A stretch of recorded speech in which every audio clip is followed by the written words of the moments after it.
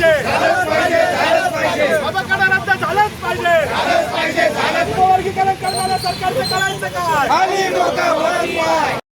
संविधानाच्या माध्यमातून कलम 341 नुसार एससी समाजाला आरक्षण भेटलेलं आहे। सदर आरक्षण हे एससी क्लासला भेटलेलं आहे। त्यामध्ये 59 जाती आणि त्याच्या 154 उपजाती आहेत। आर्टिकल 14, 15 आणि 16 नुसार उपवर्गीकरणाचे जे मुद्दे आहेत त्यानुसार बदर समितीचा जो निर्णय आहे तो चुकीचा आहे। फडणवीस सरकार हा भावाभावांमध्ये झगडे लावून उपवर्गीकरण करत आहे।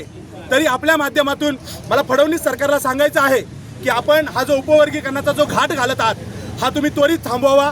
भावाभावांमध्ये झगडे लावण्याचं कटकारस्थान जे तुम्ही करत आहात ते तुम्ही करू नये।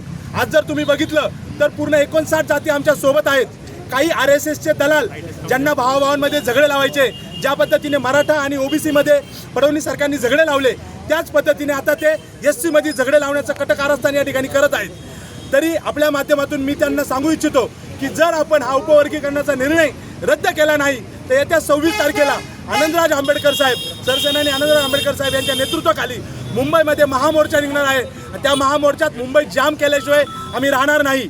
जोपर्यंत उपवर्गीकरणाचा निर्णय तुम्ही रद्द करत नाही तोपर्यंत आम्ही मुंबईमधून हलणार नाही। या ठिकाणी असा इशारा आज मी रिपब्लिकन सेनेचा प्रवक्ता म्हणून आपणास देतो। राजीनामा दिला पण आत्ताच त्यांना कोणी RSS नी काय दबाव टाकला माहीत नाही, पण त्यांनी आता पुन्हा त्या उपवर्गीकरणाला समर्थन दिलं आहे। तर माझं आपल्या माध्यमातून आठवले साहेबांना विचारणं आहे की आपल्याला जर त्यांनी बदर समितीचा तो अहवाल दाखवला असेल तर तो तुम्ही जनतेसमोर आणावा, किंवा तुम्ही जर कोणाच्या दबावाखाली येऊन जर त्यांना सपोर्ट दिला असेल तर ते तुम्ही जनतेला सांगावा। आणि जर तुम्ही आपल्या मनाने करत असाल तर त्या पदावर राहण्याचा तुमचा अधिकार नाही, तुम्ही त्या पदावरून राजीनामा द्यावा। एवढंच मी आपल्या माध्यमातून